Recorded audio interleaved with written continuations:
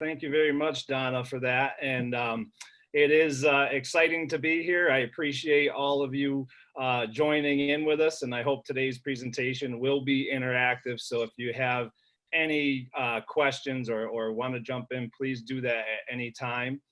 I am a former teacher as well. My wife is an agriculture teacher. I used to be at one point in my career, and I actually at that time was a little ahead of the ball with these changes, where I did a lot of distance learning, where I'd be teaching 7 different schools at one time out of one classroom.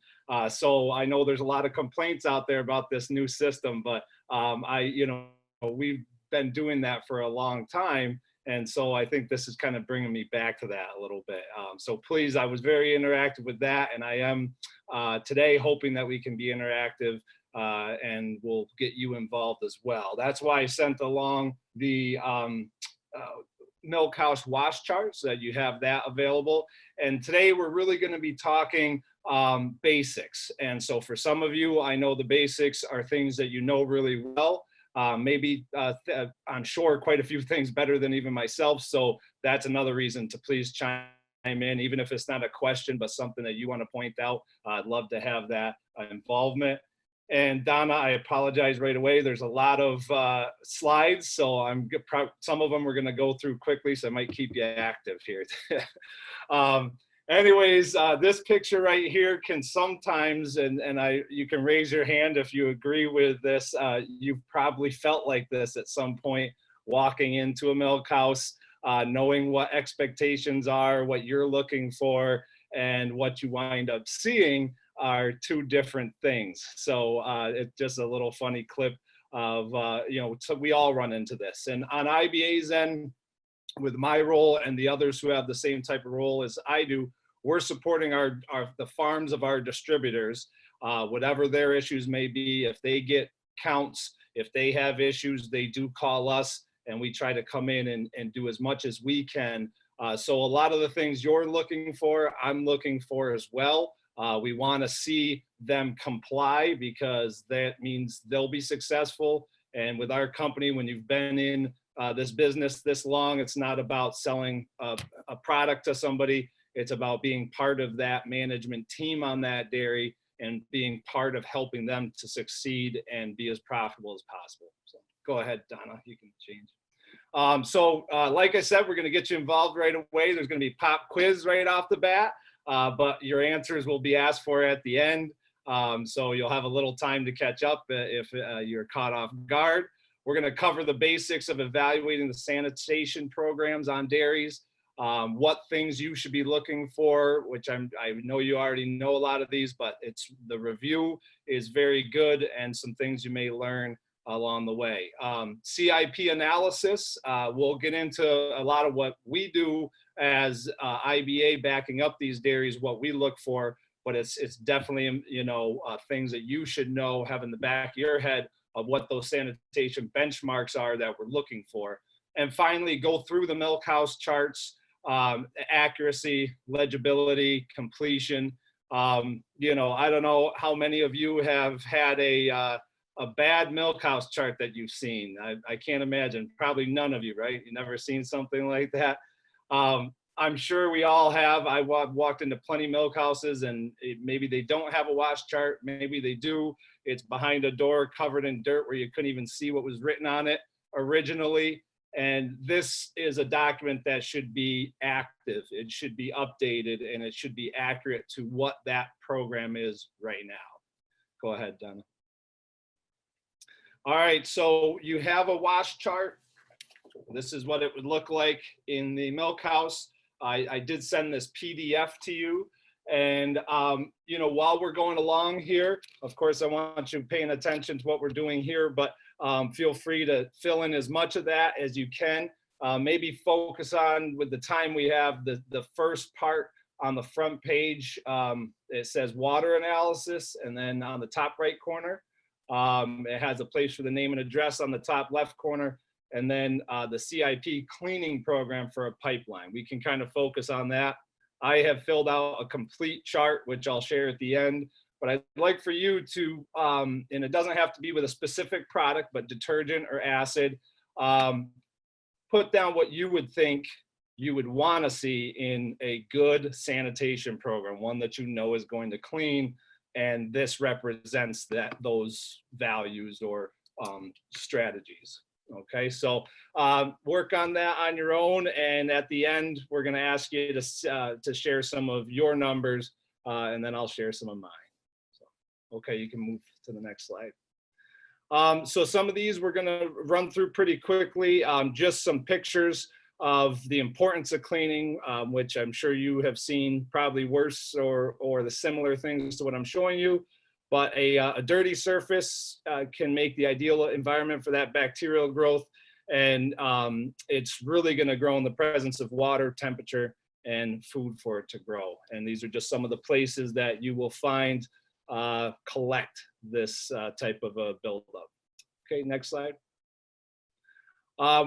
There's several areas to evaluate cleaning efficacy. One that I know many of us do right off the bat when we walk into a dairy is go down right through the parlor.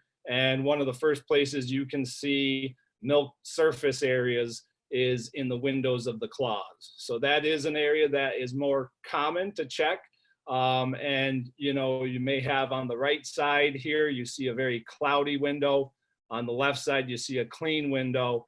If I see this cloudy window on the right, I am already suspecting I have some buildup to take care of or some biofilm and need to start investigating to find out what that is. And amazingly, you'll find some that have great counts and still have these windows looking like that. Go ahead to the next slide.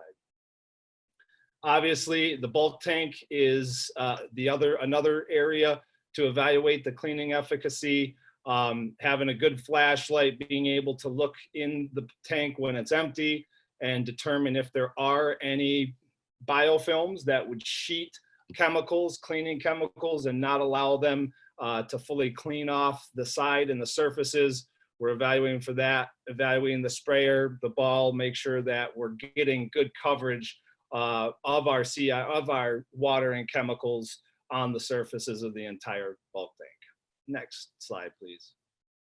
Another area is the milk filter. Obviously, there's different strategies with the milk filter. You want to check the load on the filter, the soil load, and also the larger the dairy, the more necessary it is that they're changing milk filters during milkings, and then also it may be necessary in between some of the cycles of the cleaning program. So maybe after your rinse, they'll do a change. And I've had several farms where the soil load is just significant enough that it takes changing that filter after the first rinse of the CIP system and program. So that is another area that you want to evaluate for cleanliness. Next one. The receiver is a great tool and a great place to really evaluate how this cleaning system is working. First of all, the inside of that receiver, it should be shining, clean, and no buildup, no lines. And if we have those, we're not doing a complete job.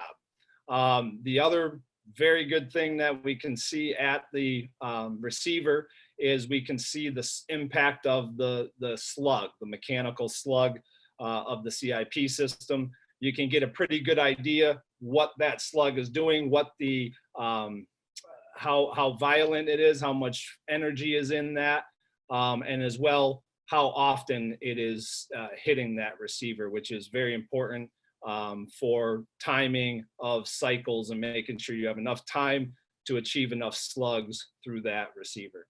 Okay, next, please. All right, so into some of the basics, and you know, these are things that apply whether you have a 7,000 cow dairy and a large pipeline system and dealing with a lot of milk, or if you are milking 10 cows as an Amish, you know, non-electric farm. So the same things apply. And I've had many trainings on both size farms, and actually in New York State, I do quite a bit with the Amish communities, and we'll spend a whole day in a house with the whole community going through a booklet that I've made up for manual cleaning and going through these same types of concepts. And so they should understand that whatever size farm, if they're working with us, we want them to be able to clean the best that they can. So the energy involved is obviously mechanical, chemical. You need temperature. If we don't have that, it's very hard to clean, and that's something we all run into and are going to start running into again very soon right now, where having temperature gets to be challenging with the cold weather that's around the corner. And then time is the fourth part of this. Okay, next slide, please. So the perfect cleaning and sanitizing system, what does it do? It's going to remove all the soil from all the surfaces. It's going to kill and remove bacteria. It should not be corrosive to the equipment. And that includes, we're also worried about our rubber components. So we need to have a lot of energy and chemical force to remove the soils and the bacteria, but we also have rubber parts that break down with exposure to that. So that's on our end. We're always trying to help the farmer balance that so that they do not wear down the rubber components that cost them quite a bit to keep up as well. And if they stay on top of that, they have a balanced program, they can reach the full life of those rubber parts. This type of program also minimizes the time and energy required. As you know, the larger the dairy, the more pressed they are for time to be shut down to wash. So you have a lot of farms these days, and we get this request a lot. How can I wash quicker? How can I cut out a cycle? How can I cut out a product? The more they can cut down, obviously they're saving money and they're saving time. But that does come with risk and with sacrifices to try to do that. And so there's a lot of people looking at that closely and taking different strategies, some that work very well and some that might be a bit of a risk. And we also want to make sure what we're using and how we're managing the system is safe for the humans and the environment. Next, please. This one is just a quick definition of cleaning: removing the milk deposits from milk contact points on equipment, lifting the soils from the surfaces, breaking the soil into smaller parts, and then draining those soils out of the system. Next slide. Okay, so another just basic slide that I like to use in some of my presentations that are just putting those cycles together, that all routines are variants of these. These are the fundamentals, but the wash programs will all look different. To me, I want to see they got a good pre-rinse, a good wash cycle that's going to achieve what we're trying to achieve in the wash cycle, and a final rinse that is removing everything and all the solids from anything left from that system. And that could look a lot of different ways. You could have 5 cycles within that. You could be down to 3 cycles. It all depends on what that farm is trying to accomplish, and also what they're fighting against, or what challenges they may have with the water on site that they're using, and other variants at that dairy. Next slide, please.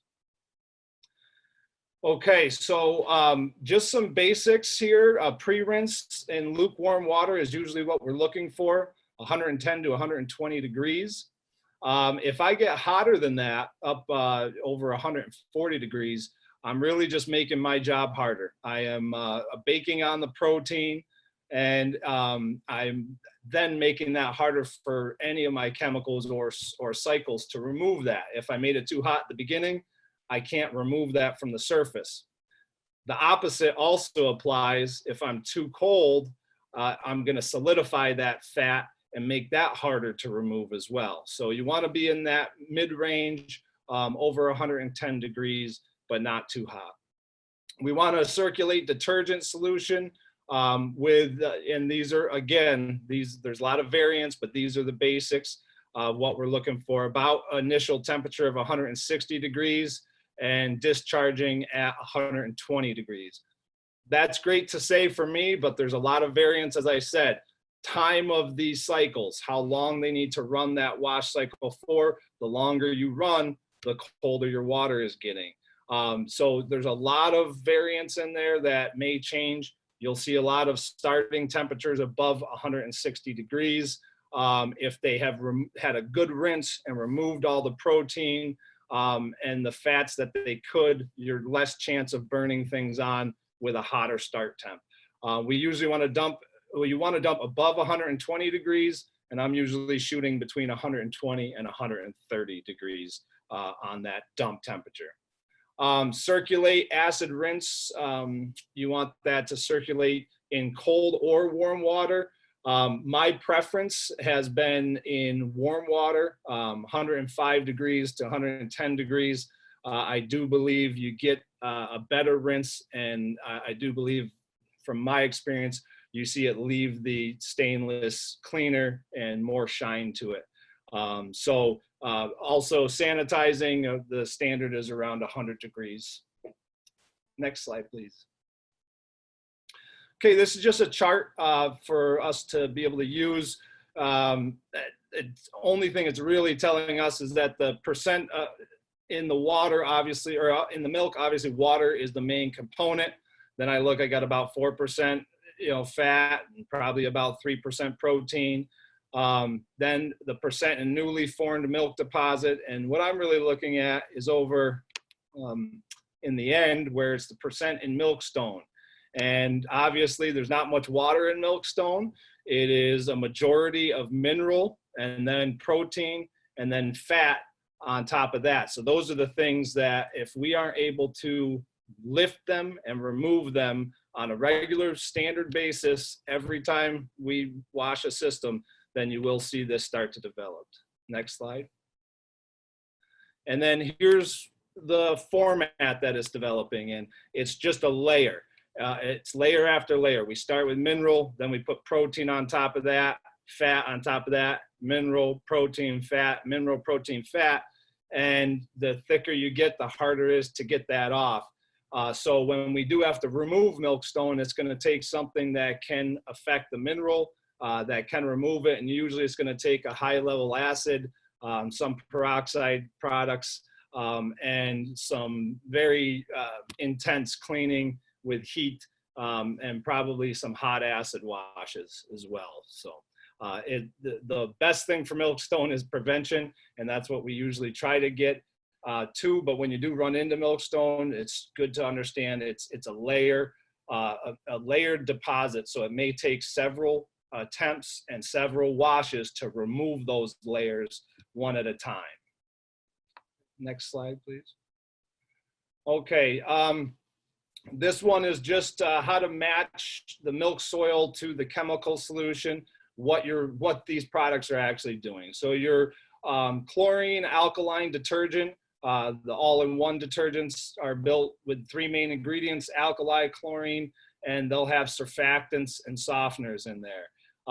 The alkaline is to suspend the fat and allow it to be removed. The chlorine is to suspend and remove protein and for disinfectant purposes. And then the softeners are conditioning the water to buffer those minerals and remove minerals from that water. That's also terms called sequestering or chelating agents. So you should find those in your detergents. Big issue or big factor is the water quality. And the things I run into that are strange things someone's never seen before, but the reaction of the water to the chemical, there's a lot of different water out there, a lot of different components that can respond in different ways in combination with a detergent. And then acids, our purpose is to descale minerals and prevent bacterial growth and remove any alkaline from that system as well. You can move on to the next one. Okay, so just another basic here, what we call the removal of fat with the soap is called saponification. And you can see in these pictures right here a good example of water that has fat throughout it and suspended in it, and then we can break down that fat, emulsify that fat, and get a better chance to remove it from that water. Okay, next slide, please. Okay, there's a difference between active alkalinity and total alkalinity. And so what I'm looking for when I'm evaluating a CIP system is active alkalinity. How much is still there? What residual is still there after I've washed that system and when the dump water comes out at the end. So here are a couple examples. This is a small to a medium soil load and a milking time of 3 to 5 hours. All right, so this would be on your smaller dairy, probably in the 200 cows below. And you know, there's probably not as much stainless steel or as wide stainless steel, but in these some cases you have that long tie stall barn that does have quite a bit of surface area. So that could change your numbers the longer run that you have.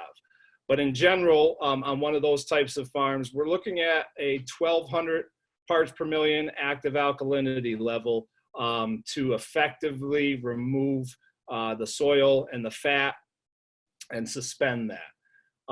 Then we're also looking for a 90 to 130 parts per million of chlorine to effectively remove protein and to sanitize and kill bacteria.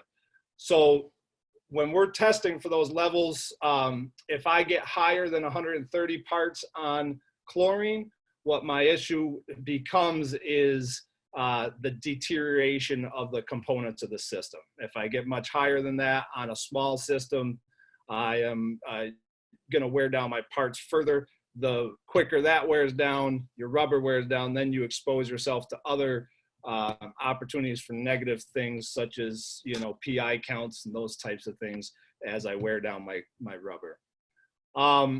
Then the acid on that type of system, the pH, I have here a pH of 2 to 3.5. That's a large window.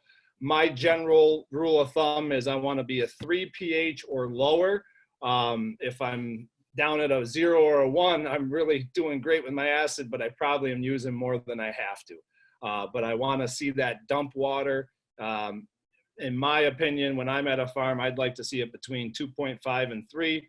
Closer to 2.5, the better. I know I'm removing everything.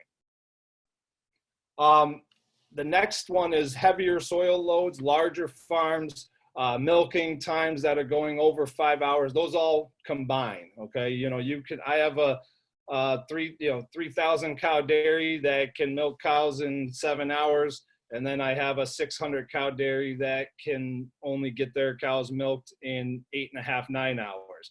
So it's not always based on how many cows, but based on the milking routine and how long it takes them at that dairy to milk those cows, and what they have for cooling tanks and other surface areas, collection tanks that they may have on that farm. So in that sense, we really do need a stronger detergent level to make sure we've removed all of that extra soil.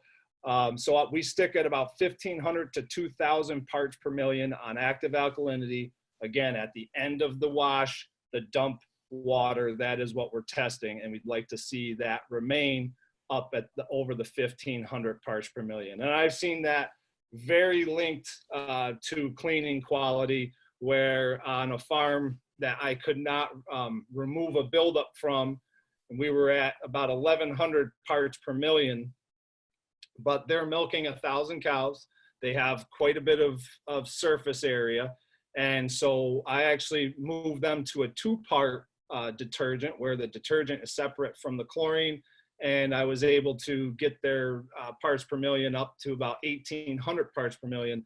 And it was very interesting how quickly the buildup they had, which was a milkstone buildup in there, did remove from that system, having more, I always call it scrubbing action. The alkalinity is your scrubbing action that, you know, that the chemical is doing. So, okay, next slide. Hey, Levi, I would just jump in here real quick. One of the things that I've seen too, that in that heavy soil load type farm, as components have gotten a lot higher, maybe they've added more jerseys or things like that, we've seen a need to increase the soap because there's more stuff in the milk that needs to be removed. And that it kind of sneaks up on you because they don't go from a low component to high component overnight, but all of a sudden it's changed. So. Absolutely. And especially right now, Donna, with the way farmers are responding to some of the production reduction, you'll see all of a sudden, I had a friend who just all of a sudden bought 400 jerseys and threw them in the middle, and that 400 jerseys on 1,500 cows is going to make a big difference really quickly. Big change. Very good point on that. It's the components, the type of cows they're milking, that can all change. Another reason why why the farm, whoever is on their chemical end needs to have this be an active program. It needs to change with the changes on the dairy. So if I walk in the milk house and I see a program that I can tell hasn't been looked at or changed in 15 years, maybe it's time for me to point that out to someone, make sure they know that I'm looking for it now and that they should have that updated. Yep. Good. Thank you. Thank you. All right. So hard water. This is obviously I get this call all the time about my water. And just a little plug for IBA myself, there's the Dairy World magazine that our customers get. And if any of you ever would like to get a copy of that, I'm sure we can make it happen. And I wrote an article in there that's on water quality on dairies.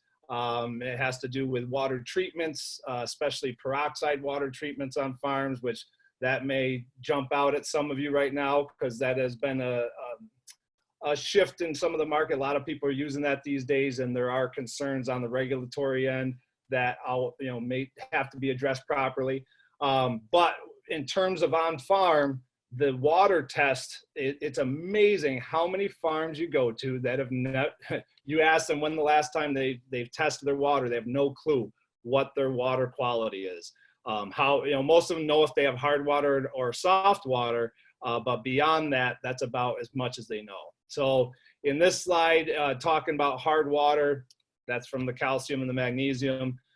It does bind up the alkaline detergents and can help create additional soils that they have to work with. So the harder the water, either the more detergent you need, or in most cases, the better quality detergent you need. So at IBA, we have more detergents than I could list to you because of that. There's so many specifics. This detergent is for this purpose or this purpose. So we have ones that are for a very low hard water or low grains of hardness. And if those ones, if that would be a lower expense product, and that farm would be able to do very well on that product. But if you're trying to cut costs on a farm that has high minerals and hard water, then that detergent probably isn't the right one, and they may need to go with something that's more expensive, but will be able to fight against the minerals in the water. Just on this one, the bottom, it says, and these are very important, iron, barium, and silica also make a big difference. Barium, I'll give you a quick one. You go to a farm and you see that they have a high pH at the farm, all right, but a low hardness. And if you see some white in the inside of their pipeline, that is very possibly barium. You usually see a 7.5 or higher on the pH, and they have actually soft water, then that would usually indicate to me I'm fighting against barium, and there are specific acids made up that can help with that. So again, water quality makes a huge difference. Water testing needs to be done on a regular basis. I'd say at least every year on these dairies. And if they haven't, they should be encouraged to have their IBA dealer or whoever is their dealer, chemical dealer on their farm, help them with that. Next slide, please.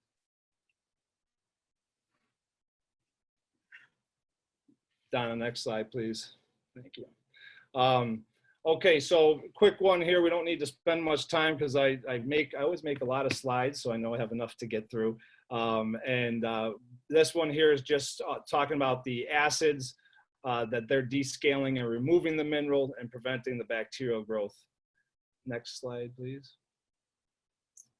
For doing that, we recommend having a pH, again, below 3. Buffers in the water may require more acid to achieve the low acidity.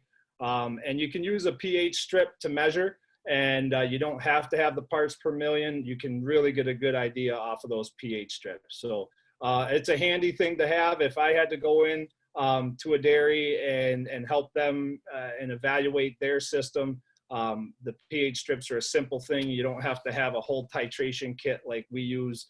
The pH can give you a good recommendation for the acid and for the detergent. Next slide. Just here, quick, you all know this, I'm sure, but the ranges of what we consider soft, hard, medium hard. So 0 to 4 is very soft water, 4 to 8 is soft.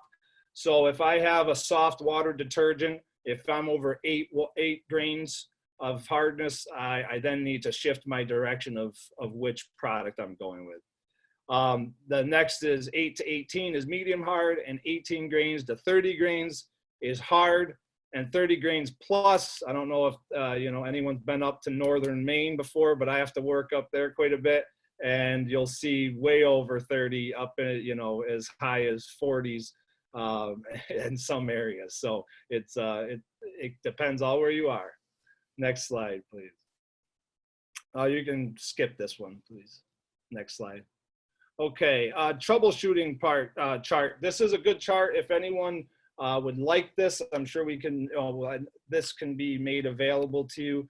But it's a nice thing to have out there with you in the field. Just as a chart, even as much as I do this, as many farms I see this on, you kind of have it pop right into your head. But I still like to have this chart if I'm really thinking what could be the problem here. I can just go through and check off. And I'm not going to spend the time to go through all that with you, but this chart does give a description of what you would see. So if I have a protein deposit or problem on the farm, I'll see a blue or rainbowish hue in that milk tank or in that pipeline. And that was caused by having no chlorine or a low chlorine level, or I was baking on that protein at the very beginning of my CIP system or wash, and now I have it stuck on there. So how to get it off? That we need to use a strong alkaline with enough chlorine in it. So you need to either up the rate, and the problem is when you have an all-in-one product, if you need a lot of alkalinity to help with something, you're also going to get a lot of chlorine with that. That's why some larger farms will go to a 2-part detergent so they can really pinpoint where they want to go.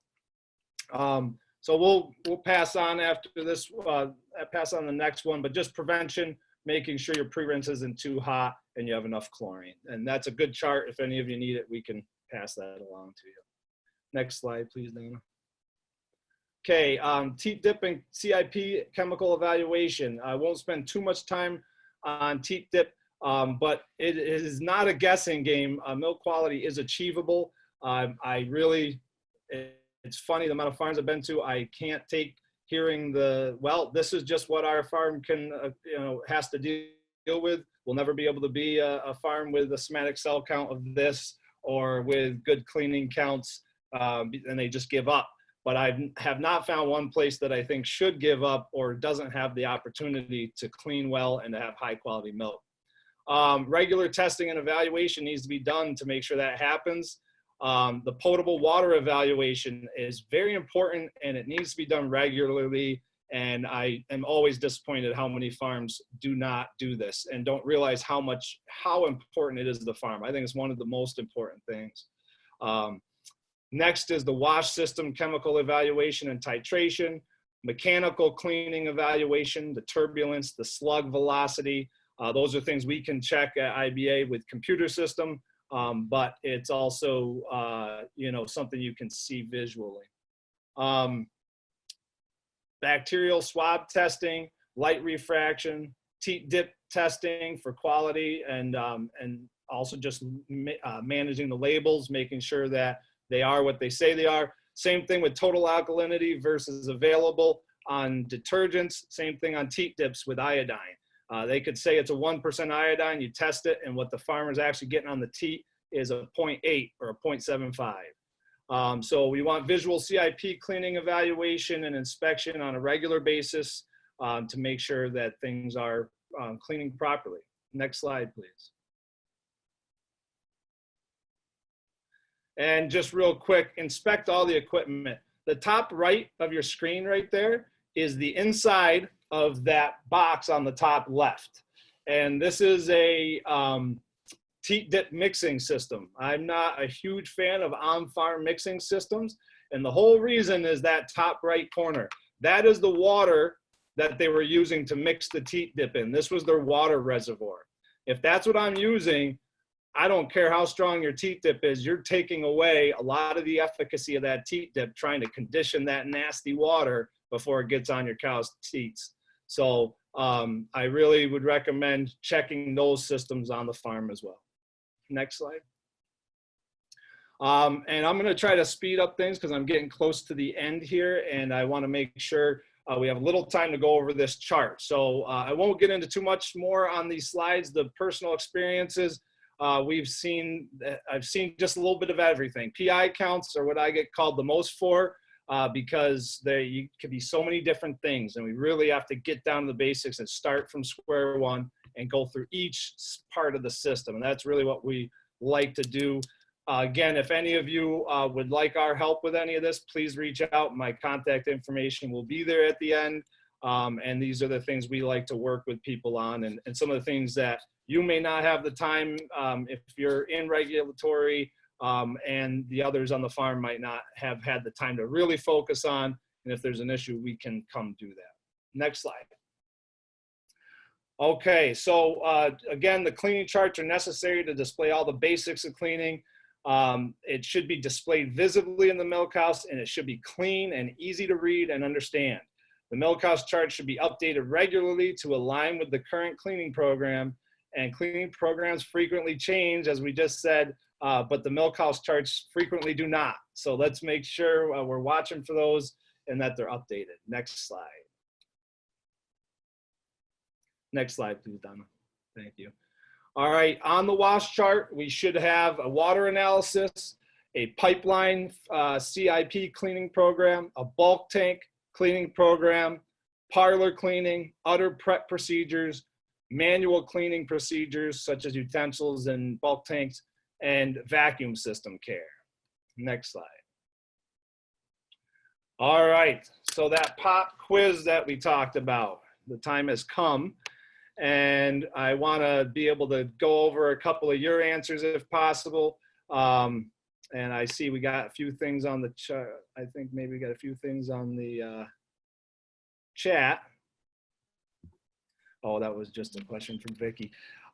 So is there anyone who'd like to raise their hand and give us your first section of that chart and what you think would be perfect or good cleaning?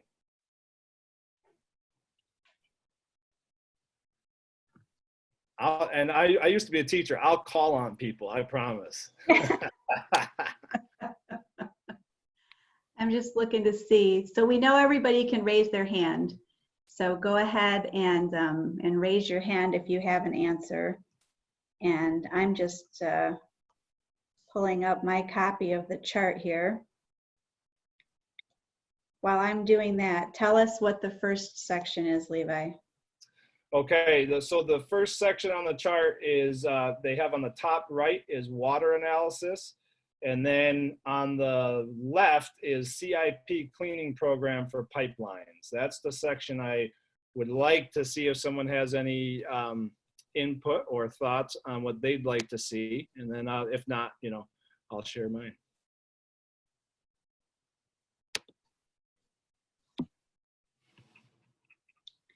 All right, I'm not seeing any hands raised. No problem. And we don't have a lot of time, so I'm not gonna wait on you guys, but I hope that this has been something that's refreshing, reminding, and if there's any questions you have, again, I'll have my contact at the end for you.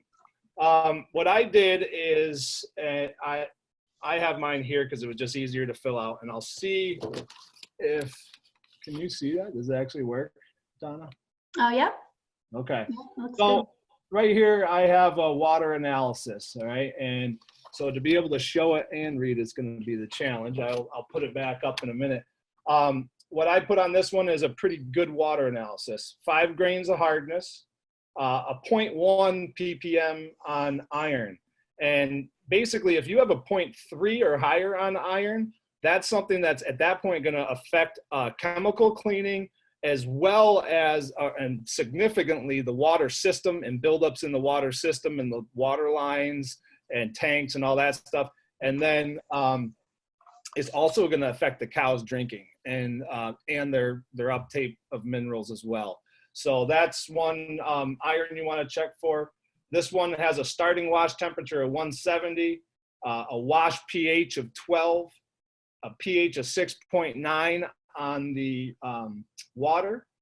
Hot water temperature, their hottest their water gets is 180, and the end wash temp of 121, and an acid rinse of 2.8. So you can see my top chart, if I can get it in there, that would be a really good one right there. And it would not take a very strong or the top strong soap, the one that's meant for, I shouldn't say strong, the one that's meant for, waters that are challenging waters.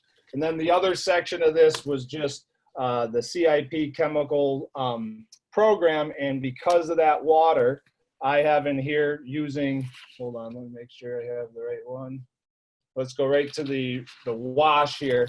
I have them using IBA's Elite product, which is a very good detergent with chlorine in it, but it is meant for soft waters, And so in here, I have that with how many ounces, which usually a detergent, folks, should be used at a 1 ounce to 2 gallons of water. If you have a 2-part system and a really strong alkaline, you can go 1 to 3 on the alkaline and still be effective with enough cleaning. But if you see that they are, not really a 1 ounce to 2 gallons of water, I'd be surprised if there's too many detergents out there that can actually clean properly. And then if they're at a 1 to 1, they're probably using a lower quality soap and maybe overusing. If they have to use that much soap, a 1 to 1, just to clean effectively, they should go to a higher quality soap that can help bind up their water, and they'll spend less money actually, and they'll clean better that way, okay? And then timing, that's one thing I didn't get to talk about much today, and we won't get a chance, but on this one, the timing was 8 minutes on that wash cycle. Mhm. And, the minutes, I don't know if y'all understand why we want a certain length of time. Obviously, one is we need to maintain that temperature. We need to make sure we get 120. So if I am going way too long, I have a 15-minute wash, I'm just risking the end that I got too cold and redeposited everything back on my stainless before I was done. But the other part is we need enough slugs through that system to get enough mechanical cleaning. So one easy way to look at this is you can watch their air injector and watch their slug in their receiver, and you can count the time that takes. So if I have a lot of these would be, average would be about 20 seconds, between 20 and 30 seconds for each full slug to come through. So I might get 2 slugs every minute, all right? Well, I want 20, I want about, in between 15, but if I have my way, 20 slugs per wash. And so if I get 20 slugs, I know I've done enough mechanical cleaning. So that's usually how I'm looking at the length of time. You might need to be longer or shorter if they have a really quick slug, but it's effective and it's hitting hard in that receiver. Maybe you don't need 10 minutes or 8 minutes. Maybe you can get shorter. But it's all on how much time, and maintaining temperature is what you base the full cycle length on. So you can flip the slide there, Donna.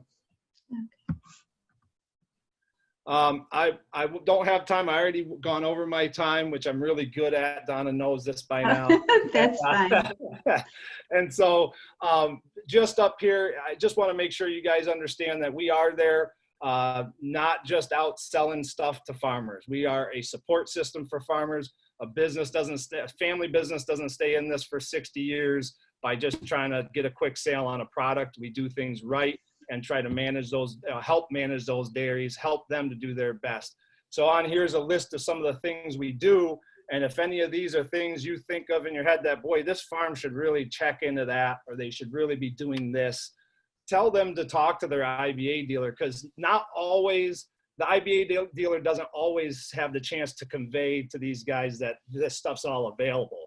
They're out delivering products. They aren't always able to do this and don't have the time to always have the most expertise in it. Although most of the IBA dealers really are good with this and they know how to do a system, set it up right, troubleshoot.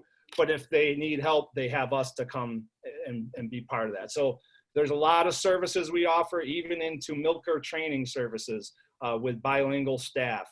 All these things are actually complementary to the dairy farmer if they're an IBA customer. So don't think that, well, I'm going to go tell them to get a CIP system evaluation or have them go through and check with the computer, their parlor, that IBA is going to throw them a bill on that. That's complementary services. If you see IBA product in their milk house, we want to do that for them. So feel free to suggest that to your dairymen. And also, if you know some of the local dealers, you can ask them directly. Next slide. And that's just my contact information. Please feel free to keep that and touch base with me. And there's several of you on this call or on this conference that I have dealt with individually on different issues on different farms. And we really do try to help you with whatever the issue may be. So feel free to reach out. The one thing, you know, with this, we're all in this together in the dairy industry. And the more we communicate and stay ahead of things, IBA, we want to do things the right way. And we want our farms to do things the right way. So we really enjoy and want the chance to come try to help things and troubleshoot and that, you know, and really help both of you on either side. So I hope you got something out of it. And if there's any questions, I'm happy to take those. That's very good. Thank you. I know that it's a big topic to try to cover in 45 minutes or any amount of time, really. You could spend days on it. The one thing that I would bring up that I thought the second page of your wash chart is pretty important too, and that deals with manual cleaning. And yeah. I think sometimes we think, well, maybe that's just for small farms, but we have to remember that all of the farms have at least something that they need to hand wash, whether it's a bulk tank valve or a drop pipe or just something that gets dirty that they want to give extra attention to. And I know I've been guilty. I've been trying to pay more attention to it lately, of making sure that they have brushes, that they have the ability to wash that stuff, and that they have some detergent there that's not going to eat their hand off if they try to. Non-CIP, yeah, right, that they try to hand wash it. But then also I was impressed with that vacuum system care. As we've got more customers that are looking at lab pasteurized counts, that vacuum system maintenance is making more of a comeback, I guess. Or well, it's huge, and so that is huge. And you know, and honestly, that back page that you showed, I have one filled out here. That is, especially and on those smaller farms too. I don't know how many Amish milk and dairies you see that actually have this part filled out and up on the wall. That should be there. And it is amazing to me how much of a misunderstanding or conception of cleaning there is on some of these. And you can make just a simple suggestion and they usually take it and they want the help with that too. So, you know, this is something that should be in any milk house. And then at the bottom, that vacuum part, you're right. It has been big lately. PI counts, a lot involving PI counts. Anytime I have a PI count that I've checked everything I can, and this happened on a big dairy not too long ago, the 30-year veteran of IBA brought me in because he was having trouble. We went through everything. And at the last minute, I go, you know what we haven't done? We haven't looked in that vacuum line. I go to the end, I pop open the end of that vacuum line, and I just about fell on my face because of the smell that came out of there and the nasty junk that came out of there. And it took us 3 days to get it cleaned out. And it was 100% their PI count. And honestly, when there was a change up in Vermont recently, and DFA, moved in the area. There was a lot of PI counts right off the bat. And of course you hear all the farmers, oh yeah, this is all because of the co-op and because of the testing change and this and that. You know how many vacuum line systems I found that hadn't been looked inside in 20 years, and it was disgusting, and they get some moisture in there that builds back up, and maybe it was dry for a while, it was dirty, it was dry, didn't cause any problems. All of a sudden they trapped over a couple times, didn't really realize it, and now they got this nasty thing in their pipeline, and it's causing, or in their vacuum line, it's causing their counts. We found a lot of that up in northern Vermont when that change happened. And you know what, it helped that PAI go down after that, because they had cleaned that and gotten it fully where it wasn't building back up and the chance of it getting wet and nasty. So the pipelines are better, the vacuum lines are big, and I've been seeing a lot more of that lately. And there's a soap specifically for cleaning vacuum lines. There's a purge system that's not hard to do. And if they do it every 12 to 18 months, they'll never have that happen. But that's one of the nastiest, you see some of the nastiest stuff come out of that vacuum line. Yeah, I agree. I've seen it too. It's not unique to Vermont. Yeah. We have that in New York also. So. Oh yeah, I've gotten some bad ones in New York. Good. Well, thank you very much. I will applaud for you since you can't hear the rest of the people, but we have had a few requests for your slides. So with your permission, we'll get those out to people along with your contact information. So. Sure. And I see one that's asked for a wash chart with the numbers filled in, and I can do that like on a PDF, fill it in, and then send it to you. So that's good. Yeah, good idea. Great. Good. Well, thank you very much.